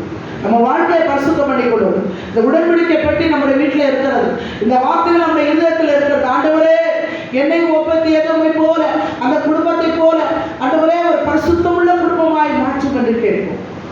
முழு குடும்பத்துக்கும் நாமக்காரங்க நம்முடைய ஆண்டவர். அல்லேலூயா. அவனுடைய வீட்டை ஆண்டவர் பாதுகாத்தார், அவனுடைய வீட்டை ஆண்டவர் ஆசீர்வதித்தார், அவனையும் அவனுக்கு உண்டான எல்லாவற்றையும் ஆசீர்வதித்தார். வசனம் அப்படித்தானே சொல்லுது. அவனையும் அவனுக்கு உண்டான எல்லாவற்றையும், நீங்க செய்கிற வேலை, உங்க குடும்பம், உங்க பிள்ளைகள், உங்க வருமானங்கள் எல்லாவற்றையும் ஆண்டவர் ஆசீர்வதிப்பார். உங்க ஆகாரம் எல்லாவற்றையும் ஆண்டவர் ஆசீர்வதிப்பார். குறைவென்பதே இல்லை. சிங்கக்குட்டிகள் தாட்சி இழந்து பட்டினியா இருக்கும், கர்த்தரை தேடுகிறவர்களுக்கு ஒரு நன்மையும் குறைவில்லை. ஒரு ஓபேத் ஏதோமின் குடும்பத்தை போல நம்முடைய வாழ்க்கையை நம்ம அர்ப்பணிப்போம். பரிசுத்தமாகுதல் தான் நமக்கு கிடைக்கிற மிகப்பெரிய பலன். முடிவோ நித்திய ஜீவன். பரிசுத்தமாகுதல் பலன். கிறிஸ்தவர்களுக்கும் மற்றவர்களுக்கும் உள்ள வித்தியாசம் என்ன தெரியுமா? அவங்க அசுத்தத்திலே பிறந்து அசுத்தத்திலே வாழ்ந்து அசுத்தத்திலே போய் விடுகிறார்கள். நாம் அசுத்தத்திலே பிறந்தோம், ஆனால் நாம் பரிசுத்தமாக்கப்படுகிறோம். அல்லேலூயா. கிறிஸ்து நம்முடைய ரத்தத்தினால, வெளியேறப்பட்ட ரத்தத்தினால நம்முடைய செத்த மனசாட்சியை சுத்திகரிக்கிறார். அது எவ்வளவு பெரிய பாக்கியம்! அப்பப்போ சுத்திகரிப்பு உண்டாகும் இல்லையா? அப்பப்போ ஆண்டவர் நம்மோட பேசுகிறார். நீ செய்வது தவறு, நீ பேசுவது தவறு, உன்னுடைய நடவடிக்கைகள் தவறு, நீ இப்படி பண்ணக்கூடாது, இப்படி செய்யக்கூடாது என்று ஆண்டவர் வார்த்தை மூலமாய் நம்மோடு பேசிக்கொண்டே இருக்க, நம்மை சுத்திகரித்துக் கொண்டே இருக்க, நம்மை பரிசுத்தமாக்கிக் கொண்டே இருக்க. அந்த பரிசுத்தத்துக்கு நாம் நம்மை ஒப்புக் கொடுக்க வேண்டும். அப்போதுதான் ஓபேத் ஏதோமின் ஆசீர்வாதத்தை நம்ம என்ன செய்ய முடியும்? பெற்றுக்கொள்ள முடியும். மூன்றாவது ஒரு குடும்பத்தை பார்த்து நம்ம ஜெபம் பண்ணலாம். ஆதியாகம புத்தகம் அப்போஸ்தலர் நடவடிக்கைகள் 10ஆம் அதிகாரம் 2ஆம் வசனத்தை வாசிங்க. அப்போஸ்தலர் 10:12. அவன் தேவ பக்தி உள்ளவனும்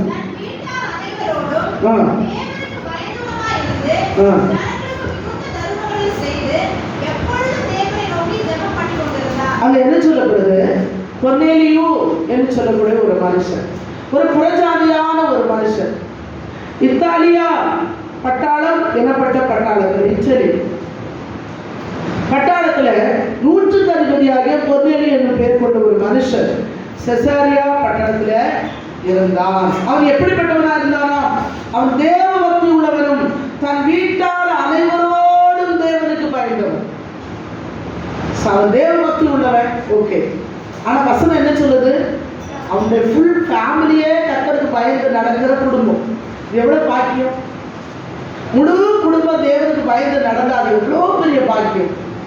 அப்பா ஒரு குடும்பத்துல ஒரு அப்பா மட்டும் ஆண்டவரை ஆராதிக்கிறதோ, அல்லது அம்மா மட்டும் ஆராதிப்பது, அல்லது பிள்ளைகள் மட்டும் கர்த்தருக்கு பயந்து நடப்பது, அப்படி என்று இல்லாம முழு குடும்பமும் எத்தனை மெம்பர்ஸ் இருக்கீங்களோ அத்தனை பேரும் தேவனுக்கு பயந்து நடக்கிறவர்கள் என்கிற ஒரு சாட்சியை பெற்றுக்கொள்வது எவ்வளவு பெரிய ஆசீர்வாதம்.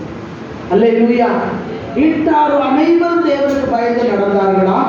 அது மட்டுமல்ல, அவன் ஜனங்களுக்கு மிகுந்த தர்மங்களை செய்து எப்பொழுதும் தேவனை நோக்கி ஜெபம் பண்ணி கொண்டே இருந்தான். எப்படி முடியும்? 100 பேருக்கு அதிபதி, 100 பேரை வேலை வாங்கணும். 2 பேரை வேலை வாங்குறதே பெரிய விஷயம், ஒரு ஆளை வேலை வாங்குறதே பெரிய விஷயம், வீட்டில் இருக்கிற 1-2 குட்டிகளை மேய்க்கிறது பெரிய விஷயம். ஆனா இவன் எத்தனை பேரை பார்த்துட்டு இருக்கிறான்? 100 பேரை பார்க்குறான். காலையில் அவங்களுக்கு வேண்டிய எல்லா காரியங்களையும் ஆர்டர் பண்ணணும், அடுத்து மத்தியானம் அவங்கள ஒழுங்கு பண்ணணும், சாயங்காலம் அவங்கள கரெக்டாக அந்த பட்டாலியனை வர வைக்கணும், அவங்கள திரும்ப அவங்களுடைய இடங்களுக்கு போக வைக்கணும், கமெண்ட் பண்ணணும். அன்னைக்கு ஒரு வேளை எங்கேயாவது யுத்தம் என்று சொன்னால் அவங்கள எல்லாம் ரெடி பண்ணி என்ன செய்யணும்? கூட்டிட்டு போகணும். தினமும் எக்ஸசைஸ் பண்ண வைக்கணும். வீரர்கள் தினமும் எக்ஸசைஸ் பண்ணணும், தினமும் ஓடணும், எக்ஸசைஸ் பண்ணணும், அவங்க சரியா சாப்பிடணும், கண்காணிக்கப்படணும். கண்காணித்து கொண்டே இருக்க வேண்டும். ஒரு 100க்கு அதிபதி 100 பேரை கண்காணித்து கொண்டே இருக்கிறவன் எப்படி அவனால தொடர்ந்து ஜெபம் பண்ண முடியுது? எப்படி ஜெபம் பண்ண முடியும்? அவன் என்ன செய்வானா? எப்போதும் தேவனை நோக்கி ஜெபம் பண்ணி கொண்டே இருக்கான். நான் நினைக்கிறேன், இப்படி காலையில் இடமுடன் ஆண்டவரே உங்க ஸ்தோத்திரம், என்னை இப்படி ஒரு பெரிய பொறுப்புல வச்சிருக்கிறீங்க, இதெல்லாம் நடத்துறது எனக்கு பலன் இல்லை, இதை 100 பேரை நடத்த எனக்கு பலன் தாரும் அப்படின்னு கேட்டுட்டு வந்திருப்பான். அப்போ 100 பேரையும் ஒரு விசில் ஊதுனோட எல்லாம் என்ன பண்ணுவாங்க? ஆளுக்கு அவங்க இடத்துல இருந்து வந்து எல்லாம் மார்ச்சிங் ஆன் பண்ணி எல்லாம் வந்து நிற்பாங்க. காலையில் இல்லையா? வந்து நிற்கும் போது அப்போ ஒரு ஜோமனை ஆண்டவரை இத்தனை பேரை என்னை ஃபுல்லா பாதுகாத்து கொடுங்க, இவங்க என்னை கரெக்டா தங்களோட டியூட்டியை பண்ணணும், உதவி செய்யுங்க, அவ்வளவுதான். அடுத்த ஒர்க்கு போகும்போது அதுக்கு ஒரு குட்டி ஜெபம், அடுத்த ஒர்க்கு போகும்போது ஒரு குட்டி ஜெபம், வெளியே எங்கேயாவது போனா ஒரு சின்ன ஜெபம், இப்படியே ஒன்னொன்னுக்கும் ஜோம் பண்ணி எப்போதும் தேவனை நோக்கி ஜோம் பண்ணிட்டு இருந்தான். அவன் தன்னுடைய கடமையில தவறல. ஜோம் பண்றேன்னு சொல்லிட்டு ரூமுக்குள்ள போய் உட்கார்ந்து இருந்துச்சு, காலையில ஒரு சமையலும் பண்ணாம வீட்டுல வேலையும் பண்ணாம வீடு அப்படியே நோக்கு போட்டு வச்சிருந்தா அது உண்மையிலே ஜோம் பண்றது கிடையாது, சோம்பேறித்தனம். ஜோம் பண்றோம் அப்படின்னா வேலையெல்லாம் முடிச்சுட்டு என்ன செய்யணும்? ஜோம் பண்ணணும். இவனுக்கு உட்கார்ந்து ஜோம் பண்றதுக்கு டைம் இல்லை. அதனால இவன் என்ன செய்யறான்? ஜனங்களோட அவனுடைய 100 பேரோட போகும்போதே ஜோம் பண்றான், அவங்கள பரேட் பண்ணும்போது ஜோம் பண்றான், வழி நடத்தும் போது ஜோம் பண்ணுவான், அல்லது அவங்க சாப்பிடும் போது ஜோம் பண்ணுவான், அல்லது அவங்க எக்ஸசைஸ் பண்ணும்போது ஜோம் பண்ணுவான். ஏதோ சில காலகட்டங்கள் அவருக்கு எப்ப டைம் கிடைக்குதோ எப்பொழுதும் தேவனை நோக்கி செபம் பண்ணி கொண்டிருந்தான். ஆண்டவரே இவங்களை நடத்த எனக்கு பலந்தார், ஆண்டவரே இவங்களை பாதுகாக்க எனக்கு பலந்தார், ஆண்டவரே இவங்களை யாருக்குமே பிரச்சனை வந்துடக்கூடாது, இவங்க யாருக்குமே எந்த பலவீனம் வரக்கூடாது. எவ்வளவு காரியங்கள் இருக்கு ஜெபம் பண்றது. அதனால என்ன நடந்தது? அடுத்த வசனம் சொல்லுது, பகலில் ஏறக்கூடிய 9ஆம் மணி நேரத்திலே தேவனுடைய தூதன் தன்னிடத்திலே வரவும் கொர்நேலியுவே என்று அழைக்கவும் பிரத்யட்சமாய் தரிசனம். எந்நேரம் ஆண்டவரோட பேசிக்கிட்டே இருந்தானா ஆண்டவர் தூதனை அனுப்பிட்டார். போய் என்னன்னு போய் பார்த்துக்கோ கொர்நேலியுட்ட போ அப்படின்னு அனுப்பிவிட்டா கொர்நேலியு தூதனையே தரிசிக்கிறார். ஆச்சரியமான ஒரு காரியம். அல்லேலூயா. தூதர்களை பார்க்க முடியுமா? நிச்சயமா பார்க்கலாம். நீங்க ஜெபம் பண்ணா பார்க்கலாம். தரிசனம் கண்டான். தூதன் வந்து தரிசனத்தில் நிற்கிறான். கொர்நேலியுவே பேர் சொல்லி அழைக்கிறான். உன் தான தர்மங்கள் உன் ஜெபங்கள் எல்லாம் பரலோகத்துல வந்து எட்டினது என்று சொல்லுகிறான். அப்புறம் அவன் என்ன பண்ணணுங்கிறத தூதன் அவனுக்கு சொல்லுகிறான். சரியா? கொர்நேலியுடைய வீட்டார் தேவனுக்கு பயந்தவர்கள், தான தர்மம் பண்ணிட்டு இருந்தா, எப்போதும் தேவனை நோக்கி ஜெபம் பண்ணிட்டு இருந்தா, எல்லாம் உண்மைதான். ஆனா கொர்நேலியுடைய வீட்டார் கொர்நேலியு இன்னும் அபிஷேகம் பெற்றுக்கொள்ளல, இன்னும் ஞானஸ்நானம் எடுக்கல. அந்த 2 குறை இருந்தது. அதை சரி பண்றதுக்காக ஆண்டவர் தூதனை அனுப்பினார். நாம தேவனுக்கு பயந்து வாழும் பொழுது நம்முடைய வாழ்க்கையில என்ன குறைவுகள் இருக்கிறதோ அதை சரி பண்றதுக்கு ஆண்டவர் தூதனை அனுப்புவார். அல்லேலூயா. ஆண்டவரே வருவார். ஆமென். தூதனை அனுப்புவார். நீங்க பாத்தீங்கன்னா ஆபிரகாம் வாழ்க்கையில ஒரு குறை இருக்கு, பிள்ளை இல்லை. தேவனே வந்தார், அவருடைய குறையை நிவர்த்தி செய்ய கர்த்தரே வந்தார். யாக்கோபு தனியா போறான், அப்பா அம்மா விட்டு தனியா போறான். வனாந்தரத்துல இரவுல ஒரு கல்லை தலைமையாய் வைத்து படுத்துக் கொண்டிருக்கிறான். மிகுந்த துக்கம் அவனுக்கு. என்னோட தாய் தகப்பன் வீட்டுல எவ்வளவு சந்தோஷமா நான் வாழ்ந்து கொண்டிருந்தேன், ஆனா இப்போ ஒரு பரதேசியாய் இந்த பயங்கரமான ஒரு குளிர்ல இப்படி வனாந்தரத்துல படுத்திருக்கிறேனே என்று அவன் தூங்கி கொண்டிருந்தான். ராத்திரியில கர்த்தர் அவனை சந்தித்தார். தரிசனத்திலே ஆண்டவர் அவனை சந்தித்தார். ஆண்டவர் சொல்லுகிறார், யாக்கோபே நீ படுத்திருக்கிற பூமியை உனக்கும் சந்ததிக்கும் நான் தருவேன். அல்லேலூயா. நீ பயப்படாம போ, நான் உன்னை திருப்பி கொண்டு வருவேன். கர்த்தர் அவனோடு பேசுகிறார். தேவ பிள்ளைகளை நாம ஜெபம் பண்றவங்களா இருந்தோம்னு வச்சுக்கோங்களேன், ஆண்டவருக்கு பயந்து நடந்தா கர்த்தரே இறங்கி வருவார், தூதர்களை அனுப்புவார், நம்முடைய குறைவுகளை நிறைவாக்குவார். சரியா? குறைகளை நிறைவாக்குகிற ஆண்டவர். இந்த காலவெளியில தேவனுக்கு பயந்து நடந்தா கிடைக்கிற ஒரு ஆசீர்வாதம் நீங்க பாருங்க. நீதிமொழிகளின் புத்தகம் 14ஆம் அதிகாரம் 26, 27 வசனம். Proverbs 14, 26, 27.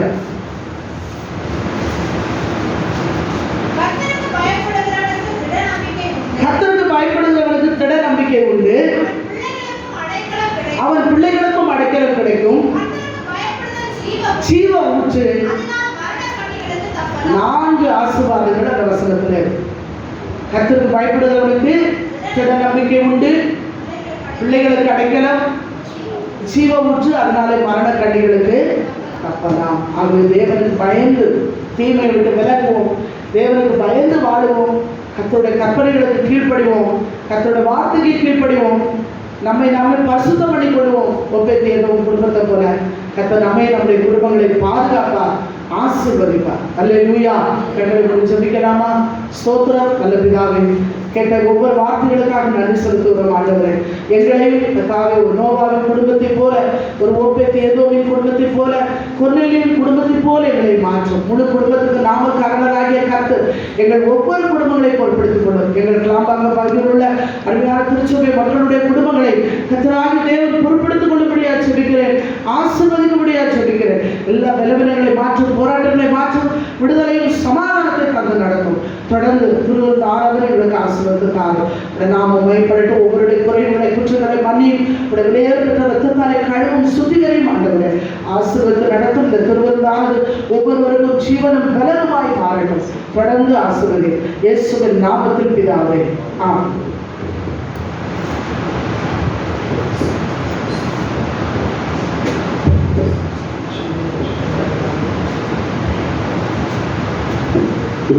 திருவிருந்துக்கு நாம் அழைத்துக் கொள்வோம். திருவிருந்து இருக்கிறவர்கள் முன்னாடி கேட்டுக்கொள்கிறேன்.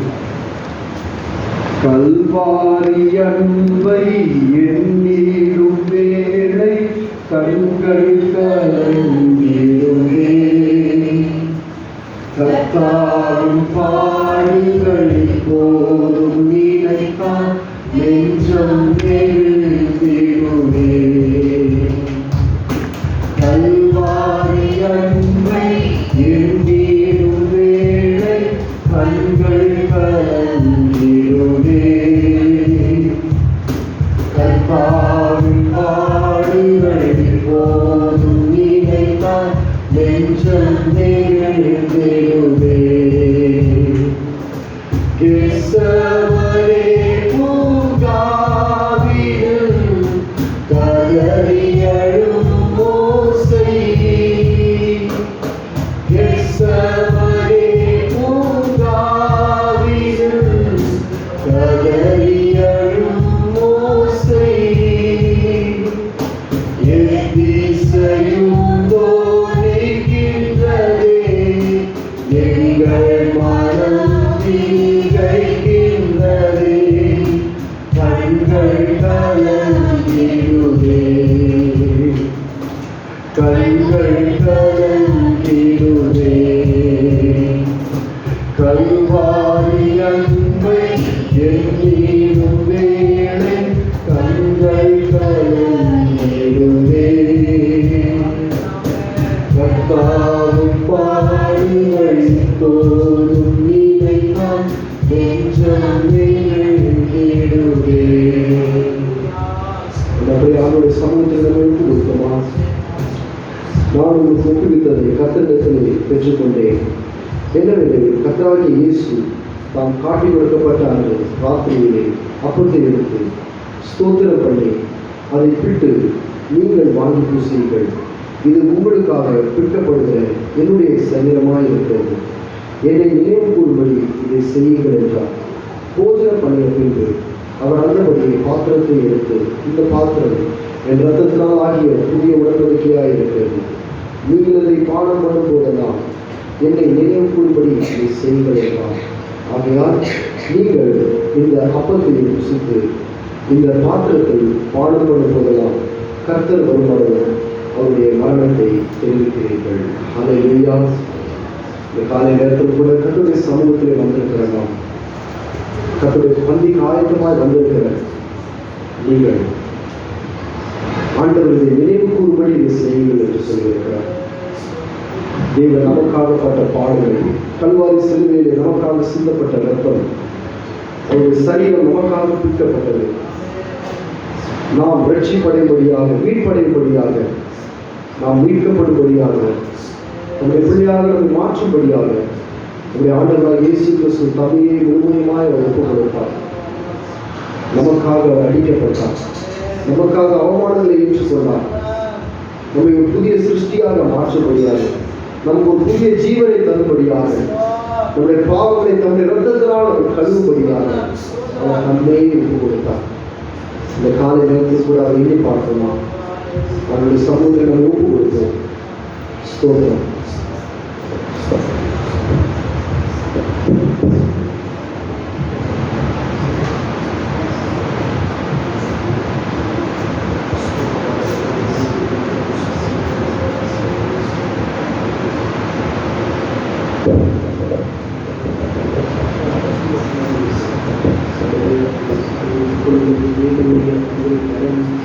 கத்தருடைய புதிய ஜீவன் அல்லது சரீரத்தை கடந்து வருவதை நாங்கள் சொல்லிக்கிறோம்.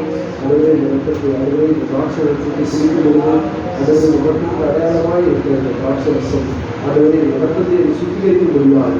அதுவே ஒரு புதிய விலையும் அதுவே எல்லா பாவங்கள் கழுவப்பட முடியாது. அதுவே ஒரு விடுதலை உண்டாக முடியாது சொல்லிக்கிறோம். குடும்பத்தில் சமாதானம் விடுதலை கட்டளையே கட்டளையிடப்படியாக நாங்கள் சொல்லிக்கிறோம். அப்பா அதுவே ஆசீர்வாதமாக இந்த விடுதலை மாற்றி தர முடியாது சொல்லிக்கிறோம்.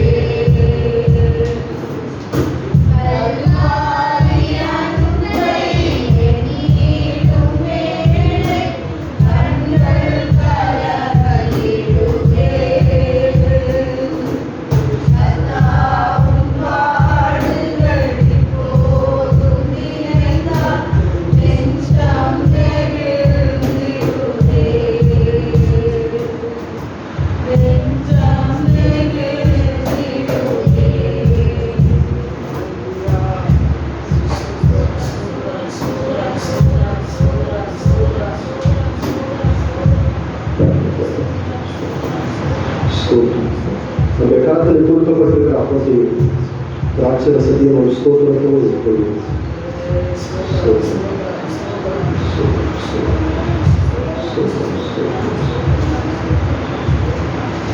ஹalleluya ஸ்தோத்திரம் ஸ்தோத்திரம் ஸ்தோத்திரம் ஸ்தோத்திரம் ஆண்டவரே ஸ்தோத்திரம் ஸ்தோத்திரம். இந்த மாதத்திலே நம்முடைய சபைக்கு தேவன் கொடுத்த வாக்குத்தத்தம் நீதிமொழிகள் 3ஆம் அதிகாரம் 6ஆம் வசனம். உன் வழிகள் எல்லாம் அவரை நினைத்துக் கொள், அப்பொழுது அவருடைய பாதைகளை செவ்வாய்ப்படுத்துவார். ஹல்லேலூயா. உடைய வழிகளில் அவரை நினைத்துக் கொள்ளும் பொழுது தேவன் அவருடைய பாதைகளை செவ்வாய்ப்படுத்துகிறார். ஹல்லேலூயா. கரங்களை தட்டி அவருடைய நாமத்துக்கு மகிமை செலுத்துவோம். இந்த மாதத்தில் தேவன் இந்த வாழ்க்கையை காணக்கூடிய எல்லா கோணங்களும் மாற்ற முடியாது. எல்லா போராட்டங்களும் விடுதலை தொடங்குகிறார். எல்லா ஆளுநரும் அந்த வாய்ப்பாடு செய்வார். நீங்களும் நானும் ஆராய்ச்சிக்கிற தேவன் அவர் ஜீவனுள்ள தேவன். அவர் கதைகளை அகற்றுகிற தேவன். அவர் உங்களுக்காக யுத்தம் செய்கிற தேவனாக இருக்கிறார். ஹல்லேலூயா. அந்த விசுவாசத்தோடு கத்தரை நோக்கி பார்ப்போம். அதற்கு நன்றியோடு ஸ்தோத்திரிக்கிறோம், மகிமைப்படுத்துகிறோம். அப்பா அதற்கு காலை நேரத்தில் கூட உங்களுடைய சமூகத்தில் வந்து உங்களுடைய நாமத்தை மகிமைப்படுத்த ஆராதிக்க அதுவரை தொழுது கொள்ள பாராட்டு எல்லா திருமைகளுக்காக நன்றி செலுத்துகிறோம். அதேவரை இந்த நாளிலும் கூட கத்தருடைய கரம் ஆண்டவரே ஒவ்வொருவரோடும் கூட வழிநடத்துவதை நாங்கள் செபிக்கிறோம். அப்பா அதுவரை இந்த மாதத்தினுடைய பாதுகாப்பை நாங்கள் வாஞ்சிக்கிறோம். உங்களுடைய கிருபையை நாங்கள் வாஞ்சிக்கிறோம். உங்களுடைய வழிநடத்துதலை நாங்கள் வாஞ்சிக்கிறோம். அப்பா அதுவரை எல்லா தடைகள் எல்லா போராட்டங்கள் விலகி ஓடட்டும் இயேசுவின் நாமத்திலே. அதுவரை வாழ்க்கையில் காணப்படுகிற எல்லா கோணங்களும் அது செவ்வாய் மாறட்டும். அப்பா அதுவரை விடுதலை உண்டாகட்டும். அப்பா அதுவரை எந்தெந்த காரியத்தில் விடுதலைக்காக வாஞ்சிக் கொண்டிருக்கிறார்களோ அந்த காரியத்தில் ஒரு விடுதலை உண்டாக முடியாது, ஒரு மெய்யான விடுதலை உண்டாக முடியாது நாங்கள் செபிக்கிறோம். ஆண்டவரே அப்பா வழிகளை வாய்க்க செய்யும்படியாக நாங்கள் செபிக்கிறோம். அப்பா எல்லா பிசாசின் கண்ணிகள் பிசாசின் கிரியைகள் இந்த மாதத்தில் அது முறியடிக்கப்பட்டு போகக்கூடிய தகர்க்கப்படக்கூடிய நாங்கள் செபிக்கிறோம். அதுவரை குடும்பத்தில் தேவ சமாதானம் குடும்பத்தில் தேவ சந்தோஷம் அது நிறைவாய் காணப்படும்படியாய் குடும்பமாய் சேர்ந்து கர்த்தரை ஆராதிக்க ஒவ்வொருவருக்கும் நீ கிருபை பாராட்டும். ஆண்டவரை வழி நடத்தும். அதுக்கு கருத்தில் தாழ்த்தி ஏற்படுகிறோம், ஒப்பு கொடுக்கிறோம். இயேசுவின் நாமத்தில் கேட்கிறோம் எங்கள் ஜீவனுள்ள நல்ல பிதாவே. ஆமென். ராமாவை கர்த்தரை ஸ்தோத்திரி.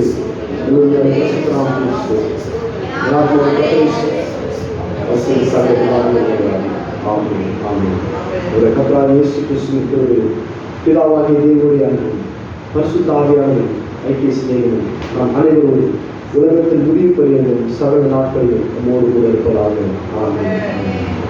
என்னுள்ளம் தேவன் பால் பொங்கி வழியுதே, தேசத்தை ரட்சித்தான நாடி பாடுவே, பொங்குதே என் உள்ளம் பொங்கி பொங்கி பொங்கி பொங்கி வழியுதே. என்னுள்ளம் தேவன் பால் பொங்கி வழியுதே, தேசத்தை ரட்சித்தான நாடி பாடுவே, உள்ளம் பொங்குதே